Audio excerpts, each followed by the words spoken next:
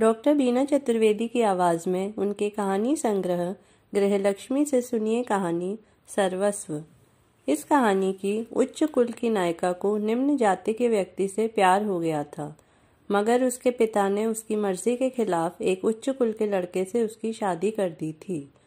एक बच्ची के पैदा होने के बाद पति का देहांत हो गया और ससुराल वालों ने उसे घर से निकाल दिया था। उसके पिता उसे अपने पास ले आए थे। पिता के देहांत के बाद उसकी जिंदगी थपेड़ों से भर गई थी। बड़े होकर उसकी लड़की ने भी विजातीय लड़के से प्यार किया। उससे शादी के बाद वह खुश थी, वही उसका सर्वस्व था। सुनिए कहानी सर्वस्व।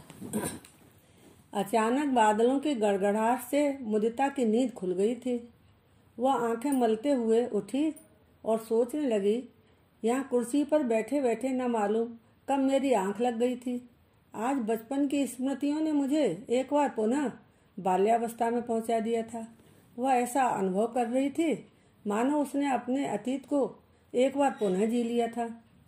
रिमझिम वर्षा हो रही थी। मुदिता को ऐसा लग रहा था मानो बादलों का एक झोंका तेज बारिश करके विदा हो चुका था। वृक्षों की पत्तियां धुली धुली निखर कर मुस्कुराने लगी थी। मुदिता का मन खुशी से सराबोर हो रहा था। वह अपने पति प्रणव का इंतजार कर रही थी। शादी के बाद पग फेरने की रस्म को पूरा करने के लिए वह पहली बार मायके आई थी। आज उसका पति प्रणव वापस ले जाने के वास्ते आने वाला था। मुदिता ने अपनी नज़र सब ओर घुमाई। उसे वह दिन याद आ रहा था जब वह बहुत छोटी थी और अपनी माँ माधुरी का पल्लू पकड़कर बहुत ही डरी सहमी सी अपनी माँ की गोद में घुसी जा रही थी। मम्मी के पिताजी सामने दीवान पर बैठे थे। नाना जी रौबीले व्यक्तित्व के धनी थे। मुदिता की माँ माधुरी उनकी इकलौती लाडली बेटी थी। माधुरी की एक छोटी सी गलती को नाना जी ने माफ नहीं किया था और एक ऐसा फैसला ले लिया था जिसकी वजह से माँ की जिंदगी नर्क बन गई थी। असल में मुदिता की माँ माधुरी जिस लड़के को पसंद करती थी वह नाना जी के परिवार की तरह उच्च कुल का नहीं था। नाना जी ने अपनी बेटी माधुरी की शादी उनकी मर्जी के खिलाफ एक उच्च कुल के व्यक्ति से की थी, मगर पति के अचानक गुजर जाने के पश्चात उस उच्च कुल के ससुराल वालों ने उनके साथ बहुत ही अन्यायपूर्ण व्यवहार किया था। उन्होंने माधुरी को घर की नौकरानी बना रखा था। रात दिन उससे काम करवाते थे। उसका जीना हराम कर दिया था। मुदिता के पिता का जब देहांत हुआ था तब मुदिता मात्र 1 वर्ष की दुधमुही बच्ची थी।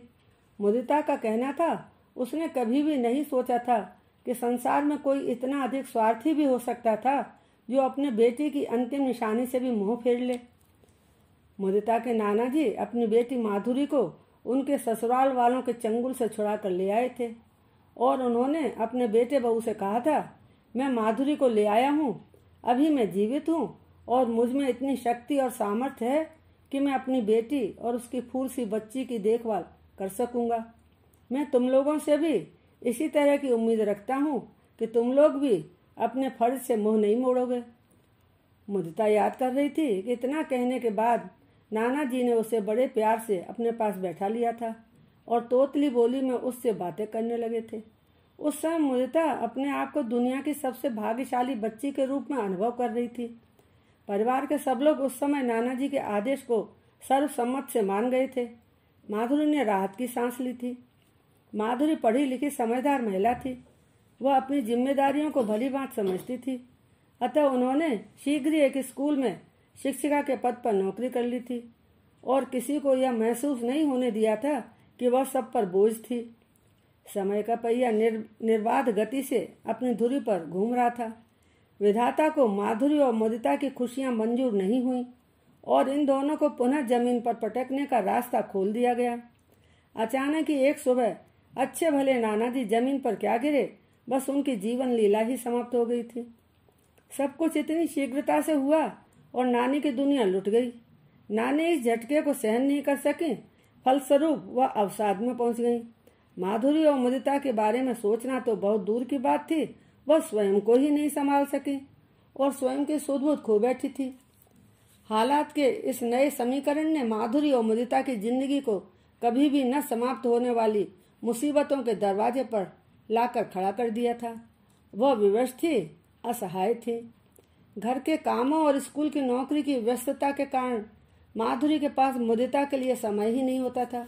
वह मुदिता की पढ़ाई पर ध्यान नहीं दे पाती थी। यदा कदा जब मुदिता अपने मामा मामी से पढ़ाई के विषय में कुछ पूछने का साहस कर बैठती, तब वह लोग उसका मजाक बनाते हुए जवाब देते, अरे बेटा, तुमको पढ़ लिख कर कौन सी अफसरी करनी है। घर के काम में मन लगाया करो, वही जिंदगी में काम आएंगे।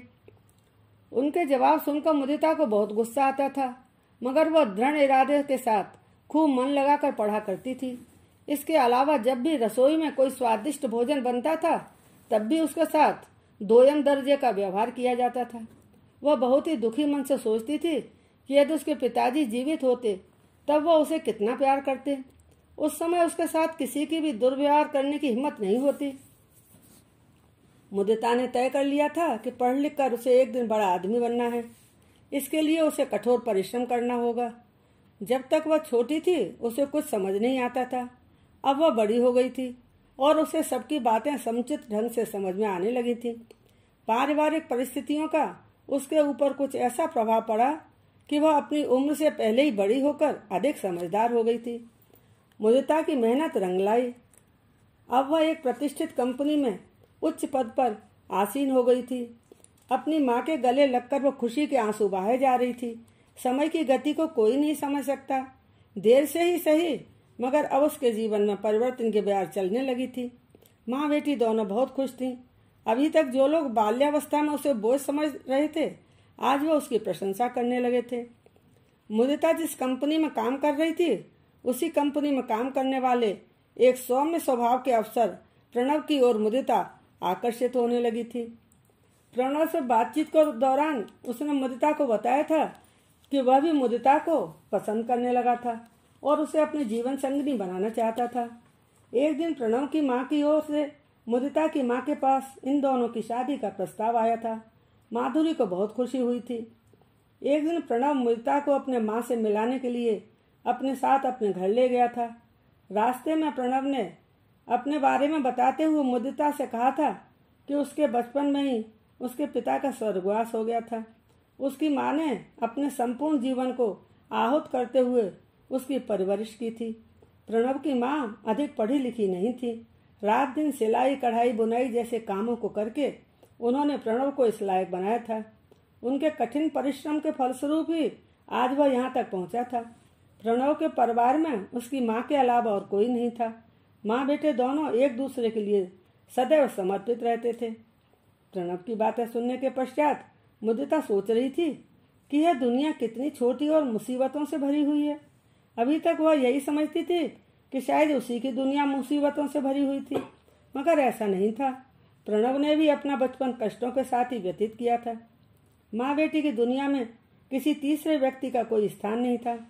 अब जब हम दोनों हम सफर बनने जा रहे हैं, तब हमें ज्ञात हुआ कि हम दोनों की राहें एक ही जैसी नहीं, बल्कि हम दोनों की मंजिल भी एक ही होगी।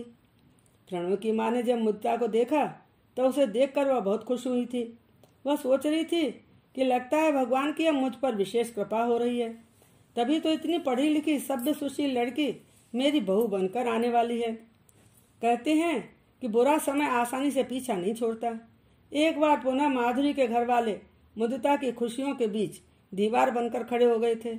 प्रणव विजाती था। परिवार के लोग उसी तरह से इस शादी का विरोध करने लगे थे जिस तरह से माधुरी की शादी के वक्त हुआ था। मुदिता की माँ माधुरी अपने आप को असहाय महसूस कर रही थी। वह परिवार के लोगों का विरोध नहीं कर पा रही थी। इस तरह के हालत देखकर मुदिता अपनी माँ से उलझ गई थी। उसने अपनी आंखों में आंसू भरते हुए माधुरी से कहा था, माँ, क्या आप भी पुनः इतिहास दोहराना चाहती हैं? इन धार्मिक आडंबरों एवं दुनियादारी के ढकोसलों के कारण अपनी जिंदगी की तरह क्या मेरी जिंदगी भी स्वाहा कर देना चाहती हैं? मुदिता की तर्कपूर्ण बातें सुनकर माधुरी निरुत्तर हो गई थी। अपनी बेटी के पास आकर उसके सिर पर हाथ फेरते हुए माधुरी ने उसे गले से लगा लिया था। माधुरी मुदिता से कहने लगी, मेरी प्यारी बच्ची, मुझे माफ कर देना। बेटी, मेरे लिए तुम्हारी खुशी से बढ़कर और कुछ नहीं है। तू जैसा चाहती है वैसा ही होगा। मुदिता के आत्मविश्वास और दृढ़ निश्चय के समक्ष सभी ने घुटने टेक दिए थे। बहुत ही धूमधाम के साथ प्रणव और मुदिता का विवाह संपन्न हुआ था। माधुरी और मुदिता दोनों खूब खुश थीं। मुदिता की विदाई हो जाने के पश्चात माधुरी अपने कमरे में कुर्सी पर बैठी थी। उसके मन में अनेक प्रश्न उठ रहे थे। वह सोच रही थी कि हमारे लिए जाति धर्म इतने महत्वपूर्ण क्यों हो जाते हैं। जाति धर्म की बेड़ियों में जकड़कर जिंदगियों को बर्बाद क्यों कर दिया जाता है। जाति धर्म को एक किनारे रखकर व्यक्तिगत गुणों को परखने और इनके साथ इंसान करके उनकी पहचान क्यों नहीं बनाई जाती। जब तक परिस्थितियों के अनुसार हम लोग नहीं बदलेंगे तब तक हमें सुख शांति नहीं मिल सकेगी। सबको अपनी सोच विचार में परिवर्तन लाना होगा। शादी के बाद प्रणव और मुदिता बहुत ही प्रेम के साथ जिंदगी का आनंद ले रहे थे। प्रणव की माँ और मुदिता की माँ दोनों ही अपने बच्चों के साथ आराम से रह रही थी। मुदिता ने बचपन से ही उपेक्षा झेली थी। उन बुरे दिनों की यादों को वह कभी भी भुला नहीं सकती थी। उसी उपेक्षा ने उसे इतनी हिम्मत दी थी जिसके फलस्वरूप वह अपने लिए समुचित निर्णय ले सकी थी। आज अब प्रणव ही उसका सर्वस्व था।